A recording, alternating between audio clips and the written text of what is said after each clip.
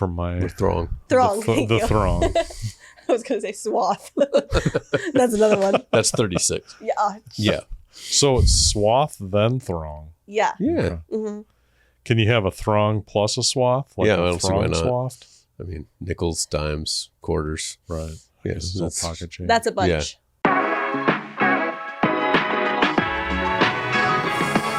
Welcome to the Marketing Team of One podcast, where we have conversations about the issues one-person marketing teams face when trying to meet their goals with limited time and budgets. Now here's your hosts, Eric and Mike. All right, we're just extending this episode because we had so much fun, and we've got a lot more questions to answer from the viewer. Again, we're answering viewer mail, and we're covering topics around design, strategy, and messaging. I'm doing the design, Mike's doing the strategy, and wonderful Jill here is doing all of the talk around messaging. We're really just crowdsourcing all of it. We're just kind of throwing all of our answers into a bucket. A lot easier. Just like the questions themselves. Just fun to keep this going, and Let's get rocking. let's roll. Doing it. Let's do it. Mix I was in trying this. to avoid the mic. Yes, there's a lot to... And last time I threw it with my manage. left hand, and I knew that wasn't going to... Speaking of Mike, maybe Mike needs to... There you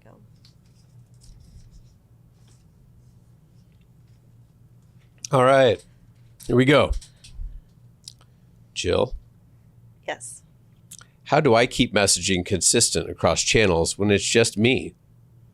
Is there any room for deviation? Ooh. Are channels like social channel, like social to website to, I'm assuming, like... This thing's really short. It didn't say all that. Sure. It just says messaging consistent across channels. Sure. So we're I gonna- assume all the different ways Yeah. that they're trying to reach people. I think having one overarching message is really important. And so making sure that your business messaging is super like dialed in to who you are. I think there's room for deviation across social channels. For example, Duolingo is certifiably unhinged on most social media channels. And I think that they probably tested that for a while, but I don't think they were always unhinged on like their website and in their app. Like they had a core brand message of learn a language from your phone. And that was the drum that they beat all the time over and over and over again. But then they had this different approach to social media. And I think that was okay. Yeah. The deviation there was, hey, we're talking to our audience that is probably younger.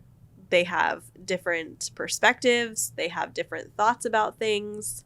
We're going to make our app really approachable to this audience.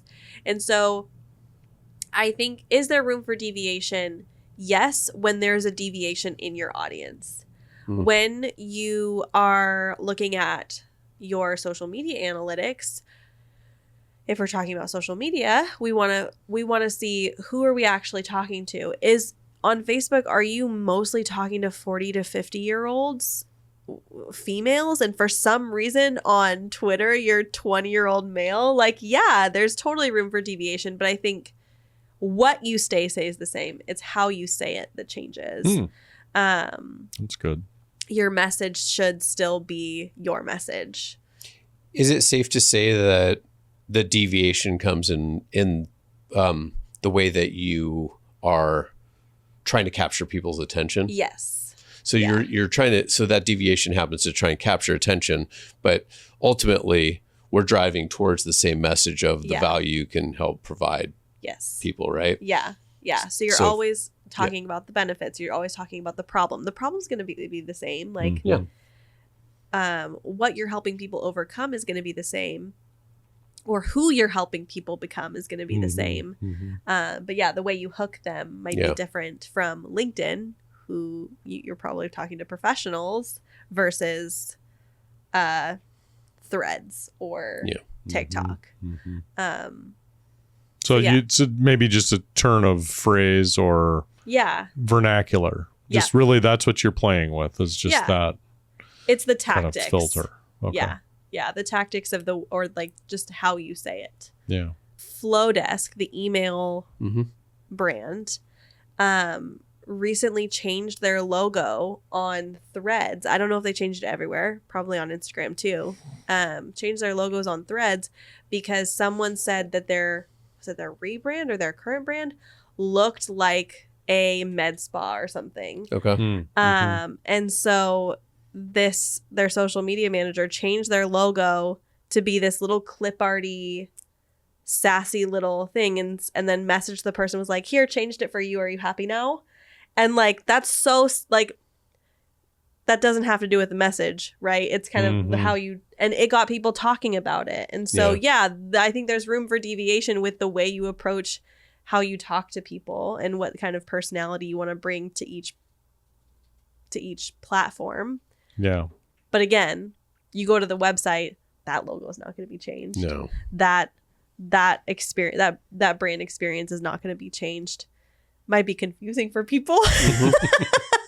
Yeah. So I think questions out as to whether or not it was effective, but it got a lot of people talking. And I'm a little cynical about this example because I think Flowdesk is very, well, they're creatives. They're focused on creatives, right? Yeah. They serve creatives, right? Yeah.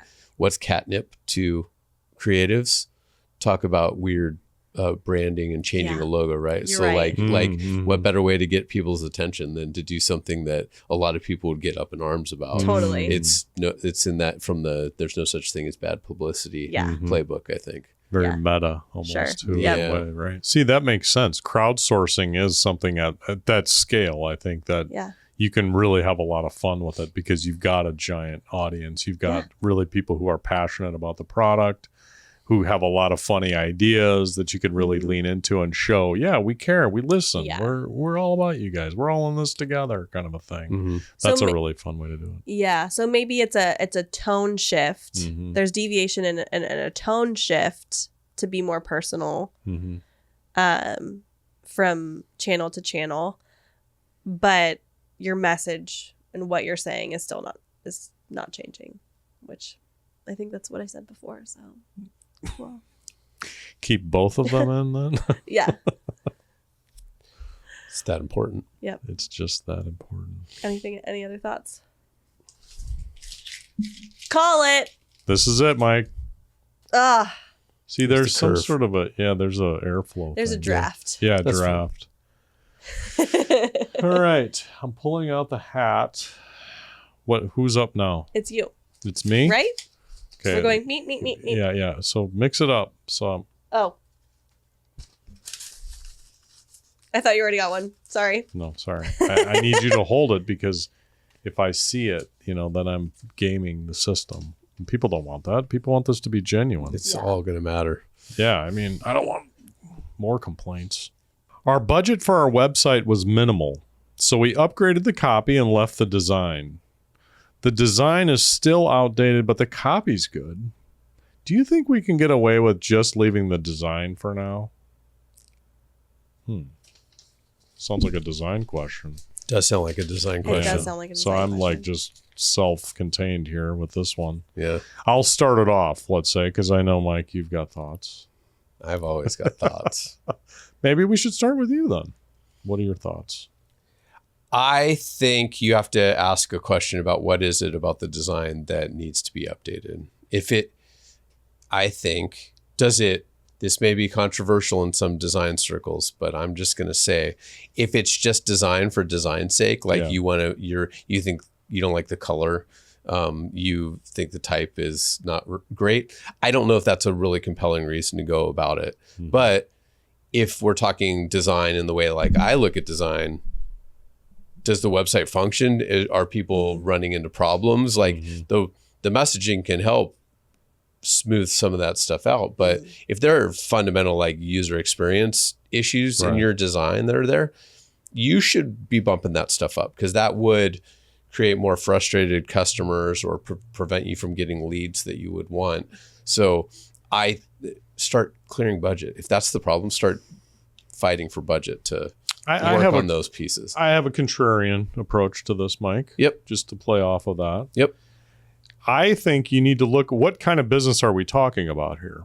Because aesthetics play a much bigger part with certain types of businesses. Okay. Yep. If I'm a design firm, obviously that's the top of the mountain. Like, you better be on top of your design game. And if it's outdated or whatever, that might say a lot more about the fundamentals of your design company.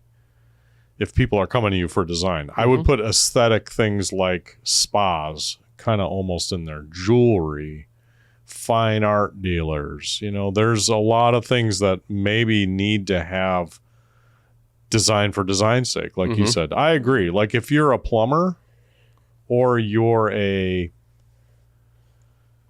car repair shop, I would say the flow and the function of your website design, right? Because that's still design, right? Is critical. The look and feel of it, it doesn't matter as much. I mean, you could have impact font or whatever. It doesn't matter. Is it readable? Can I read it on my phone? Can I click and is there a workflow that makes me sign up and get appointments quick and easy? Then great. Then I don't really care if it's purple and orange, you know, it doesn't matter. So that's where I would kind of counter what you're saying. So most websites we're talking about probably wouldn't fall into that aesthetic. Does the front door work? Are you going to walk into a haunted house? Is kind of my thought. We need some. Oh, There interesting. needs to be more. So yeah, the front door may work, but I'm not going to walk into a haunted house, even if the front door works. Oh. I'm feeling very dense right now. So you're saying that, like, if it looks like a nightmare, then even if the front door works, even if there's I think messaging works wonders. And so if your copy is really good, and like you've already said, if it doesn't look like a haunted house, I'll walk through. Yeah. I'll walk through the door because the front door works. But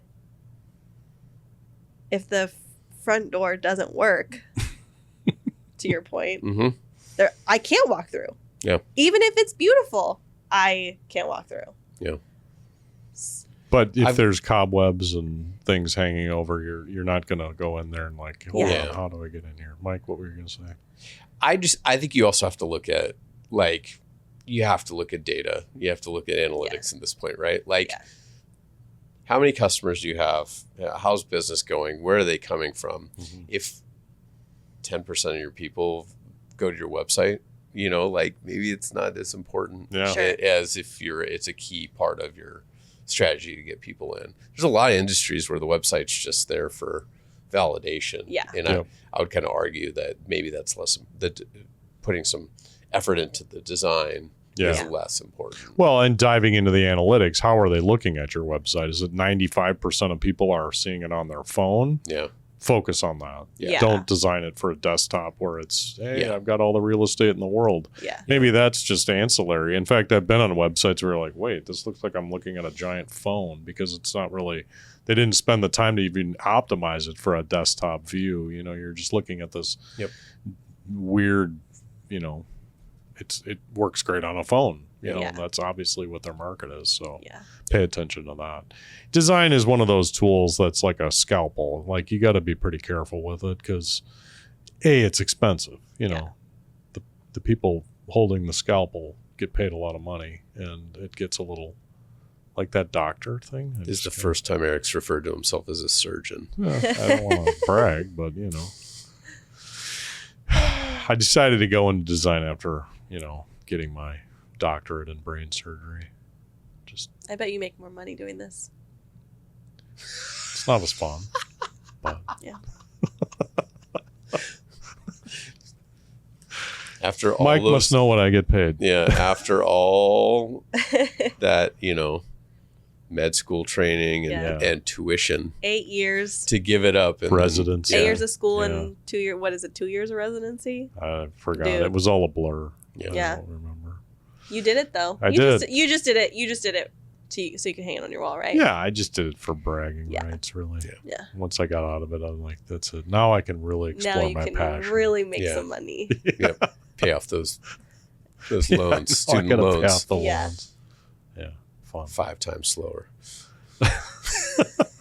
So, I mean, when we're talking about like design for the website and everything like that, I think there is kind of like sometimes it's not a black and white thing. It's not really clear.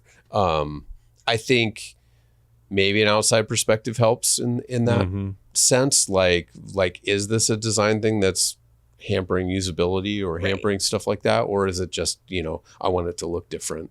But we have a roast and toast thing. So you can go to our website and for $99, I'll do it. I can tell you. Nice. I can tell them what that line is and what I would change and maybe what I wouldn't. And if it's a low cost way of kind of getting that third party. Yeah. Third party opinion. Yeah. It's always nice. Outside perspective. Yeah, that outside perspective is so valuable. We always talk about that because you can't see, as they say, you can't see the label from inside the jar. Yeah. I love that. You're too close to it. Yeah. Too close to it. Roast and toast, people. Sign up. Yeah. pagedesign.com. We've officially beaten this dead horse. Here we go. Ready? It's a draft. There's definitely a draft in here. Grabbing the magic hat. Who do we go with next? Me. Jill, is it you? Yes, it is me. Ooh, our CEO read StoryBrand. This sounds like a me question. Okay. Our CEO read StoryBrand and tasked me to update our website copy. Copy is not in my wheelhouse. Where do I start? Okay. I can't wait to hear the answer to this. Yeah. I think that you have to read the book. I think that's where you start, is you read the book. This is going to be weird from a copywriter, but I don't think copy needs to be in your wheelhouse to have a minimum viable product for story branding. Would you say that copy is that's the end result, but there's so much important stuff that happens before that is critical to learning. Yes. Right. Absolutely. So that goes back to read the book. If your CEO read it and you haven't, first off, do that. Read the book. There's a lot of other resources out there that building you can use to go beyond. Yeah, building a story brand. That's the book. Okay. Yep. It's probably the most popular messaging book out there, and it's really it's a really good.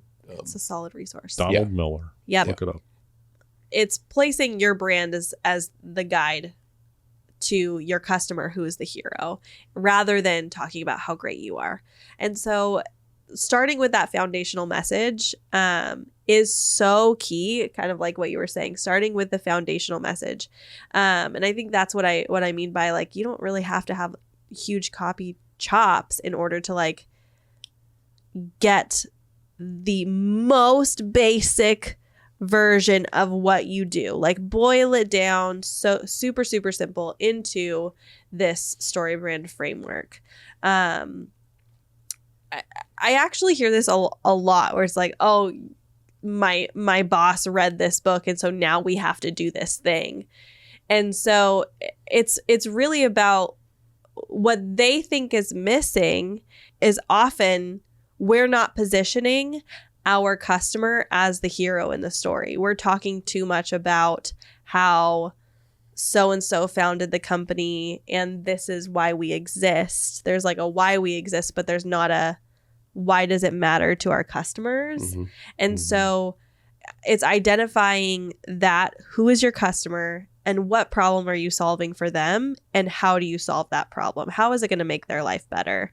And if you can keep that as a very simple, it doesn't have to be the most flowery language. It doesn't have to be the most groundbreaking thing. If you're just starting out and this is not in your wheelhouse, the best thing you can do is overcome confusion with just clarity. Straight shoot it and identify who your customer is and and the problem that you're solving for them and how you solve it. How you make their life better. How your product makes their life better, how your service makes their life better. And if you can be as clear as possible and hopefully in as few words as possible, I think you'll cut through the noise of the stuff that people say. Is there like a niching process involved in this too? Because you said identify your customer and identify the problem that they have. It sounds like you can't say, well, we're fixing it for men and women from 18 to 65 years old. You really have to like go into just a little bit more detail on what that means, like one customer, one problem. Because that sounds like, from a business standpoint, like I'm throwing all my eggs in this one basket for this one small group of people. Yeah. I would say the one thing that StoryBrand does not go deep into is like the audience getting too in the weeds of like who your audience is. They keep that really vague. And in the book, they write it more in terms of what do they want? It's not really who they are, but what do they want? Oh, good. Okay. Yeah. What are their needs? What are their wants? What are the problems that are keeping them from those, right? Those are the physical thing getting in the way of getting what they want is the problem. Yeah. Which in a sense makes it agnostic then to all the stuff that I just asked. Okay. Right. Right. I think what you're talking about makes it even better. Yes. Like if you like, I think what's great about it, I've talked about it for years about like this, what I love about StoryBrand and the other stuff that Donald Miller's done, like Business Made Simple and all that stuff is if you're doing nothing and you start doing some of these things, it's a fantastic first step for any of these things. Right. Yeah. And I think if you want to know, if you're talking about brand messaging 101, that StoryBrand is perfect for that. Now, you start getting into some more like branding and market strategy or differentiation things that won't necessarily be covered in that. Yeah. But if you don't have any of the stuff and you're still talking about how awesome you are and all the awards you've won and all these different things, you're not going to that shift, the mindset shift that, hey, we're talking about our customer and our problem. We're customer focused and not us focused. Right. Yep. That's the big magic that's there. And it's packaged in this like, hey, this is how movies have done it for years. Stories have done it for years. This is how we're going to apply it to your business. And so I think what Donald Miller leads with a lot, and I think what maybe like if we get back to the CEO part of it, right? Yeah. The CEO, one of the big hooks there is that like most marketing wastes tons of money. Yeah. Right? Yeah, for sure. And it's true. Like, and so that might be what the CEO is responding to, right? So like think about that from that perspective too, that like they see that their marketing isn't working as good as it could and should, right? But I will say, like, if you're the one who has to then take that and run, you may not see it right away, but know that, like, if you do these things to clarify everything, all your job's going to become so much easier. Yeah. And you're not because you've clarified your message to the market and you can repeat that over and over again. You're not, reinventing the wheel. Yeah, all the time. All the time. The other thing I thought of while you were talking about that is if copy isn't in your wheelhouse and everything, but you've really settled on these core components, that's a great opportunity to write out a really long version of what you think your message would be. And then you could start using AI to give you like small little snippets, and you can pick the best of them to really help you refine that down. Because we want to get it as clear and concise as possible, right? And some people, that brevity that's required is hard. It's hard for me. Like I have trouble, like I'll gladly say 12 words when only 2 are needed. Yeah. That's my thing. So like if I can leverage something like AI to help be a thought partner and get to that, it doesn't matter that you're not winning awards. You're not going to win awards. You're trying to communicate clearly to the people who could use your service. Yeah. Yeah, there's that funny quote. It's like, oh, you don't like my copy that I wrote? I could condense it down, but I need, 5 more hours to get that, down to 100 words or whatever it is. It just takes. I would have wrote a shorter letter, but I didn't have time. Yeah, I didn't have time. Yeah. That's the. Yeah. Yeah. Okay. So much. That's better. We'll do that one. So much time and brain power goes into brevity. Yep. There's also this thing that I think happens when you. Getting back to kind of really focusing in on this problem, once everybody on your team is aligned around this problem, it's really interesting. I think people then can really obsess in a healthy way, they can obsess around what that problem is and really come up with some really creative solutions or ways to communicate or talk to their customers or new customers around this. It just kind of opens this door that's like, oh, now I see the light. Like it clears out all the distractions around what am I doing today? Like you don't have that anymore. You're like, I'm doing this, and I'm doing it better than anybody else in the world. You know? It really helps with business. I think definitely helps teams feel like they're pulling in the same direction. Yeah, like they're okay. We're going toward this thing, and they can kind of bounce off each other. Oh, that's a great. Oh, I'm going to try this. Oh, I love that idea. Or it's just like there's this lens then that clarifies everything. That's super powerful. Okay, who's going to throw the? Me, and I'm going to use my left hand. Okay, are you going to throw it at the same camera? Because maybe you want to try a different camera. That could be. Are you telling me that I should? No, I'm not. I'm just putting a lot of suggestions out there. I feel like I need to go, for my left hand. I have to go to this one. Okay. Oh! Sorry, I just blew your ears out. Are you left-handed? Because you really fired that one. I did. I'm not. Okay, we got one more question, I think. My turn here. Thank you. You're welcome. Our sales team has gone rogue, creating things that aren't brand approved. Uh-oh. How do I play well with them when they keep going off the rails?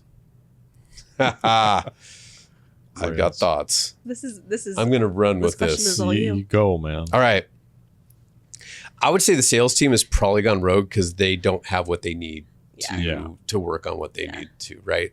Like, I think the best way to play well with them is to try and sit them down and say, hey, what are the things that you feel like you need all the time?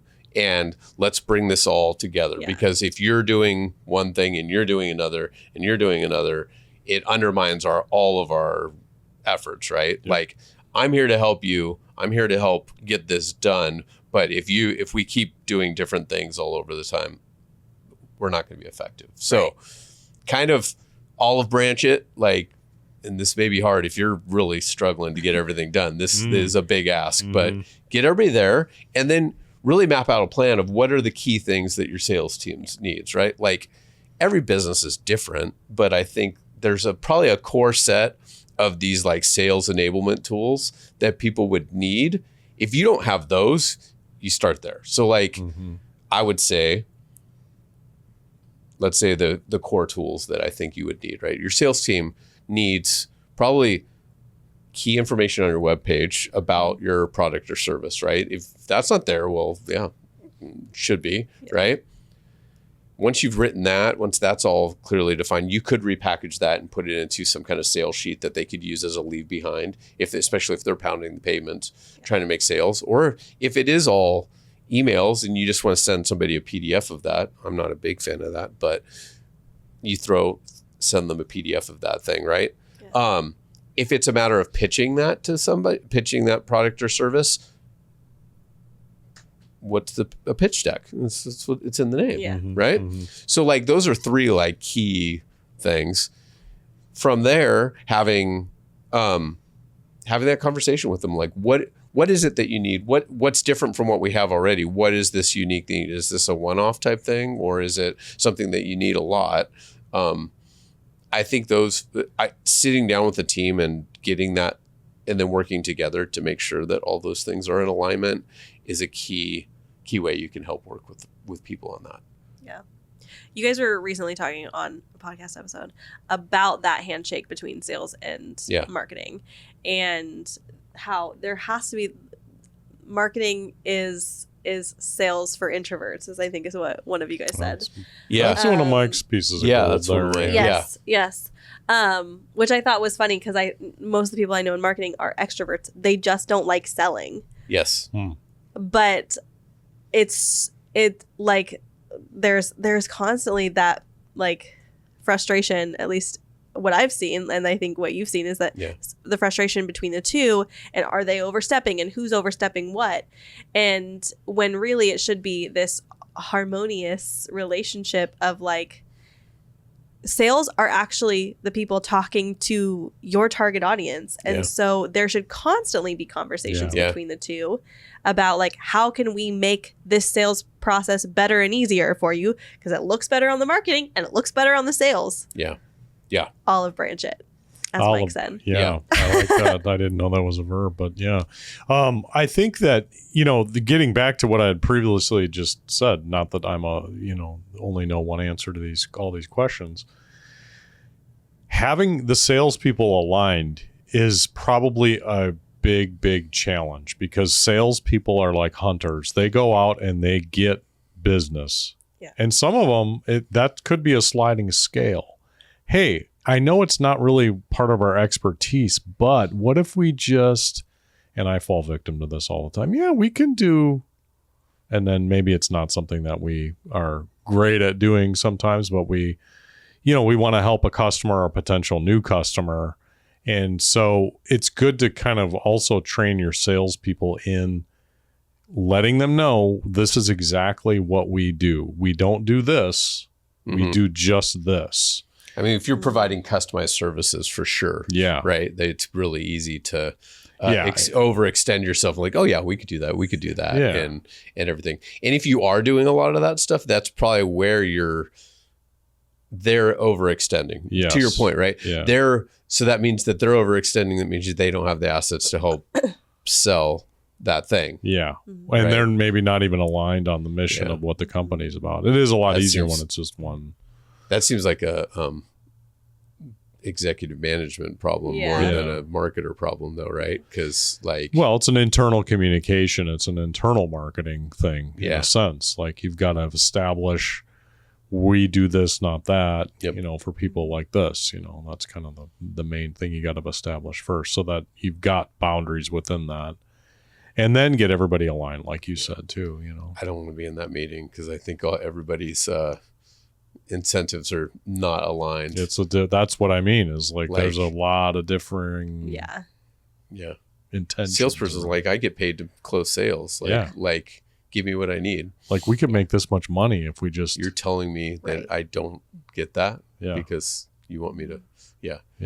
You're hurting my business, my opportunity. I mean, I want to be a fly on the wall. I don't want to be a part of the meeting. No. Okay.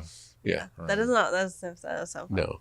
But I think the point is that, like, at a certain size of company, your marketing is an extension of your sales team. Yeah. And that you should be thinking of your role that way, and not think of it as these sales guys, or these, this sales team that they're the worst, or I'm doing all it. Like, your one harmonious unit is probably the way to go, and just have your different roles and responsibilities within that. Yeah. As you get bigger and you start doing more like brand marketing things and such, you probably are a little bit more removed from the immediate sales team. But I think on smaller teams, you don't need that. That wall. The customers also kind of know exactly what your specialties are, and they're going to be aligned as well. And it's a little bit easier maybe to communicate them en masse, because you've already established a lot of that brand equity, and what are our services and what do we provide for people. So